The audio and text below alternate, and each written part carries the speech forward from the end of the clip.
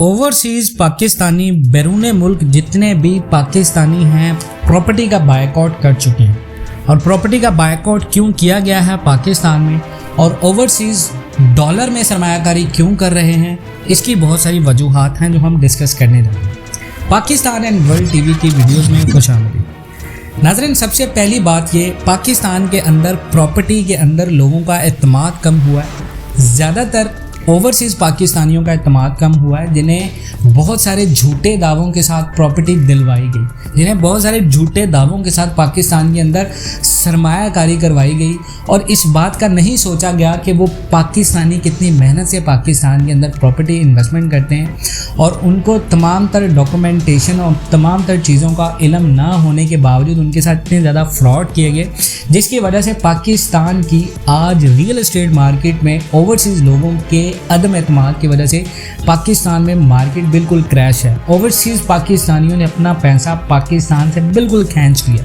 खासकर प्रॉपर्टी के अंदर किसी भी ओवरसीज़ का कोई इंटरेस्ट नहीं है पाकिस्तान के अंदर। इन वजूहात की वजह से इंटरेस्ट कम हुआ है पाकिस्तान के अंदर। जब लोगों का एतमाद नहीं होगा, लोग आपके मुल्क में सरमायाकारी नहीं करेंगे और यही वजह है पाकिस्तान के जितने भी ज़्यादा शहरी, चाहे वो बरतानिया में बैठे हैं, वो अमेरिका में बैठे हैं, वो दुबई में बैठे हैं, पाकिस्तान की बड़ी बड़ी हाउसिंग सोसाइटीज़ ने उनके साथ वो काम किया जो अगर आपको पता चल जाए, करीबन 47 खरब रुपए पाकिस्तान की रियल एस्टेट मार्केट से ओवरसीज़ पाकिस्तानियों से लूटे जा चुके हैं। पाकिस्तान रियल एस्टेट पे सबसे ज़्यादा जो चीज़ हुई है वो है धोखा। लोगों के साथ स्कैम हुए, बड़े बड़े सोसाइटीज़, बड़े बड़े डेवलपर्स 500 गज से लेकर 1,000 गज के प्लॉट, लोगों की इन्वेस्टमेंट लोग खा चुके हैं, बिल्डर्स माफिया खा चुके हैं, लेकिन लोगों को आज तक ना वो प्लॉट मिला है ना वो विलास मिले। उसके बाद देखें, पाकिस्तान के अंदर डेवलपर्स की डिसऑनेस्टी की वजह से पाकिस्तान की रियल एस्टेट मार्केट बिल्कुल नीचे आई है। नॉन एग्जिस्टिंग लैंड, ऐसी ज़मीनें जिनका हकीकत से कोई ताल्लुक़ नहीं, हज़ारों ऐसी एकड़ ज़मीनें पाकिस्तान के उन लोगों को बेच दी गई जिनके ऊपर राइट नाउ आज पाकिस्तान के अंदर केसेस चल रहे हैं और लोगों के खरबों रुपए की अदालतों में इंसाफ के चक्कर मांग रहे हैं। उसके बाद नाज़रीन, पाकिस्तानी ओवरसीज़ जितने भी हैं उनके लिए सबसे बड़ा मसला ये होता है, जब वो पाकिस्तान के अंदर सरमायाकारी करते हैं उनको डिफ़िकल्टीज़ होती हैं बाहर बैठे हुए इन्वेस्टिगेट करना कि आया जिस मंसूबे में हम लोग सरमायाकारी कर रहे हैं, क्या वो मंसूबा लीगल है, क्या वो मंसूबा कानूनी हैसियत रखता है। पाकिस्तान के अंदर लीगल इदारे भी मिले हुए हैं लोगों के साथ। ऐसे ओवरसीज़ पाकिस्तानियों का इंटरेस्ट कम हुआ है कि पाकिस्तान में मौजूद जितनी भी बड़ी बड़ी हाउसिंग सोसाइटी के अंदर बड़े बड़े स्कैम्स हुए हैं लोगों के साथ, वहाँ पर लीगल इदारे भी मिले हुए हैं। जब भी कोई ओवरसीज़ पाकिस्तानी पाकिस्तान के किसी भी कानूनी इदारे का रुख करता है इंसाफ के लिए, तो उसे इसी बात का अंदाज़ा होता है कि मुझे इंसाफ नहीं मिलेगा। यही वजूहात हैं कि लोगों ने बायकॉट कर दिया है प्रॉपर्टी के अंदर। उसके बाद देखें, बहुत सारी ऐसी सोसाइटीज़ ने प्लॉट बेचे हैं अपनी गलत एडवर्टीज़मेंट करके। आपको 3 साल में पोजीशन मिलेगा, आपको 1 साल में प्रॉफिट मिलेगा, आपको 2 साल के बाद प्लॉट हैंडेड ओवर होगा। लेकिन इसके बावजूद आज तक मंसूबे 5-5 सालों से ऐसे ही पड़े हैं, कोई डेवलपमेंट नहीं है, कोई पोजीशन नहीं है, कोई प्रॉफिट नहीं है। अननाउन ऐसे कानून बता दिए गए हैं ओवरसीज़ पाकिस्तानियों को, जिसकी वजह से आज ओवरसीज़ पाकिस्तानी पाकिस्तान के अंदर सरमायाकारी नहीं कर। उसके बाद जनाब, पाकिस्तान के अंदर आप अगर लिस्ट बनाएं तो रियल एस्टेट के अंदर जितने भी रियल एस्टेट कंसल्टेंट बैठे हैं, रियल एस्टेट के जितने भी ज़्यादा एजेंट बैठे हैं, करीबन 100 में से 90% आपको फेक एजेंट मिलेंगे पाकिस्तान के अंदर। पाकिस्तान की रियल एस्टेट की मार्केटिंग करते हुए यहाँ तक के लोगों के खरबों रुपए इन डीलर्स की वजह से दाव पर लग चुके हैं और वो अपने कमीशन लेके अपनी ज़िंदगियों में मज़े कर रहे हैं। उसके बाद जनाब, मार्केट रेट्स गलत बताए जा रहे हैं ओवरसीज़ पाकिस्तानियों को।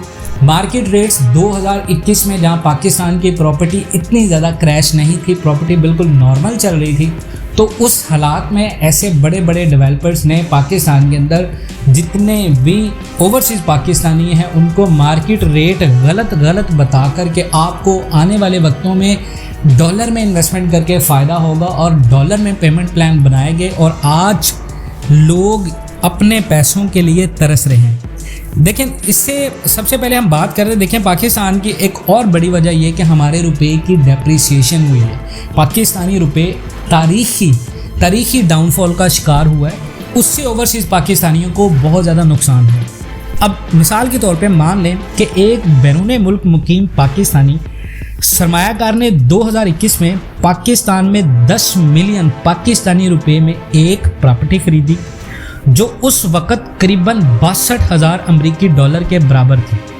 उस प्रॉपर्टी से सालाना 5 लाख पाकिस्तानी रुपए की किराए की आमदन होती थी, जिसकी कीमत उस वक़्त तकरीबन 3,100 अमरीकी डॉलर थी, यानी 3100 अमरीकी डॉलर। लेकिन अगले चंद सालों में पाकिस्तानी रुपए की कदर में अमरीकी डॉलर के मुकाबले में बहुत ज़्यादा कमी वाक़या होगी। 2023 तक शराए मुबादला 200 पाकिस्तानी रुपए फ़ी अमरीकी डॉलर तक गिर गया, यानी जायदाद की कीमत अब सिर्फ 50,000 अमरीकी डॉलर के बराबर हो चुकी। जायदाद से हासिल होने वाले किराए की आमदनी भी अब सिर्फ करीबन 2,500 अमरीकी डॉलर सालाना बच चुकी है, जिससे सरमायाकार के लिए, बैरून मुल्क सरमायाकार के लिए अमरीकी डॉलर की शराइत में अपनी सरमायाकारी पर मुनाफा हासिल करना मज़ीद मुश्किल हो चुका है। यही वजूहात है, अगर सरमायाकार 2023 में जायदाद को 12 मिलियन पाकिस्तानी रुपए में बेचने का फैसला करता है तो इससे हासिल होने वाली रकम सिर्फ करीबन 60,000 अमरीकी डॉलर होगी। हालांकि सरमायाकार ने असल में 62,000 अमरीकी डॉलर की सरमायाकारी की है।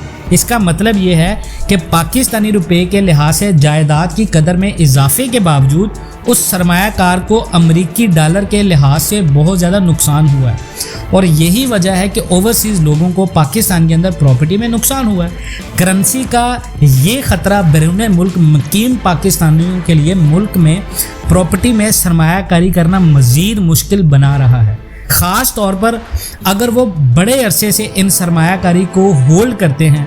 उन सरमायाकारों के लिए भी गैर यकीनी और ख़तरा पैदा कर रहा है जो पाकिस्तानी रुपए में कर्ज़ों के ज़रिए अपनी जायदाद की या प्रॉपर्टी की ख़रीदारी के लिए लोगों से लोन ले रहे हैं। तो डेफिनेटली इससे पाकिस्तान के मार्केट को बहुत ज़्यादा फ़र्क पड़ा है। उसके बाद देखें, पाकिस्तान की मार्केट में कोई शफाफियत नहीं है। सरमायाकारों के लिए प्रॉपर्टी की हकीकी कदर का अंदाज़ा लगाना मुश्किल बना रहा है, जिससे कई चैलेंजेस और ख़तरात पाकिस्तान के रियल एस्टेट मार्केट को लाहिक हैं।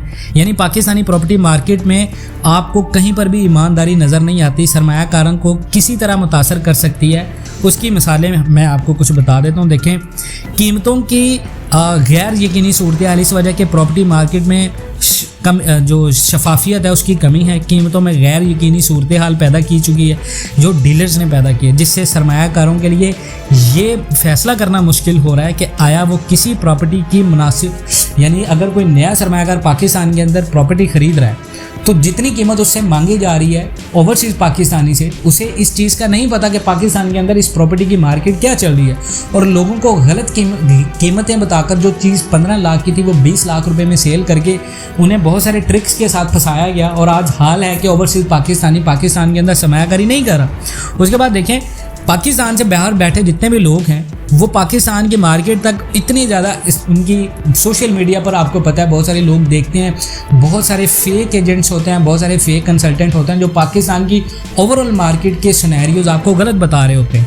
और यही वजह है कि रियल एस्टेट के अंदर तमाम तर मालूमात दुरुस्त नहीं मिलती सरमायाकारों को प्रॉपर्टी के बारे में, और मालूमात तक उनकी इतनी ज़्यादा एक्सेस नहीं हो सकती। मार्केट के ट्रेंड क्या चल रहा है, मार्केट में प्रीवियस कितना डाटा था और क्या चल रहा था मार्केट के अंदर, ट्रेंड प्राइसेस क्या थी, इंडेक्स क्या था, घर कितने में बिक रहे थे, प्लॉट कितने में बिक रहे थे, ये सारी चीज़ें लोगों को ओवरसीज़ लोगों को मुतासिर कर रही हैं पाकिस्तान के अंदर। इसी वजह से जितने भी ओवरसीज़ पाकिस्तानी हैं वो आज पाकिस्तान के अंदर सरमायाकारी नहीं कर रहे। These are the main reasons के पाकिस्तान के अंदर सरमायाकारी नहीं है। उसके बाद देखें, पाकिस्तान के अंदर ओवरसीज़ जितने भी लोग हैं वो अगर लेन देन करते हैं प्रॉपर्टी मार्केट में तो उनके जितने भी प्रॉपर्टी ट्रांजैक्शंस होती हैं उनके ऊपर पाकिस्तानी हुकूमत के बेजा टैक्सेस हैं। यानी अगर वो पाकिस्तान के अंदर सरमायाकारी करते हैं और ट्रांजैक्शन करते हैं वो उसके ऊपर भी टैक्स देते हैं। उसके बाद वही ओवरसीज पाकिस्तानी जब पाकिस्तानी अंदर प्रॉपर्टी खरीदता है वो उसके ऊपर भी टैक्स देता है। अगर वो फाइलर है तो 2% हुकूमत टैक्स लेती है, अगर वो फाइलर नहीं है तो 7% टैक्स लेती है। उसके बाद अगर गलती से उस ओवरसीज पाकिस्तानी को थोड़ा बहुत मुनाफा हो जाता है तो हुकूमत पाकिस्तान उसके ऊपर कैपिटल गेन लगा देती है और कैपिटल गेन के ऊपर टैक्स देना पड़ता है। अगर वही ओवरसीज पाकिस्तानी यहाँ पर प्लॉट लेता है और वो घर नहीं बनाना चाहता, वो उसको लॉन्ग टर्म इन्वेस्टमेंट करना चाहता है, तो हुकूमत पाकिस्तान उसके ऊपर भी टैक्स लगा रही है। यानी इतने ज़्यादा टैक्सेस लग चुके हैं प्रॉपर्टी के ऊपर कि रियल एस्टेट के अंदर ओवरसीज बंदा नहीं आएगा। ओवरसीज बंदे को क्या ज़रूरत पड़ी है कि अपनी डॉलर की सरमायाकारी को पाकिस्तानी रुपए में कन्वर्ट करके अपने पैसे की वैल्यू को डेप्रिशिएट करना। These are the main reason overseas बंदा पाकिस्तान में इन्वेस्टमेंट नहीं कर रहा। उसके बाद देखिए कानूनी जो रेगुलेटरी जो ख़तरात हैं ओवरसीज़ पाकिस्तानियों को बहुत ज़्यादा हैं। प्रॉपर्टी मार्केट में आपको डिसऑनेस्टी हर जगह मिल रही है। कोई भी ऐसी सोसाइटी नहीं है जो 100% पाक हो, जो ये कह सके वो करप्शन फ्री सोसाइटी है।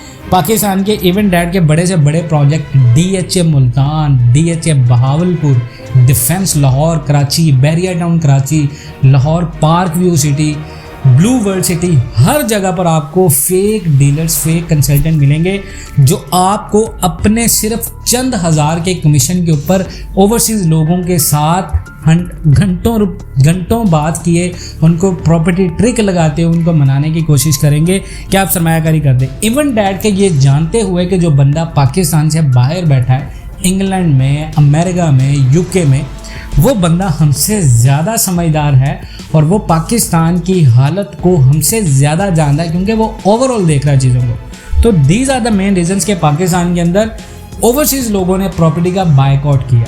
अगर आप इन तमाम बातों से इत्तफाक करते हैं, कमेंट सेक्शन में अपनी कीमती राय का इजहार ज़रूर कीजिएगा। मिलते हैं नेक्स्ट वीडियोज़ में, तब तक के लिए अल्लाह हाफिज़।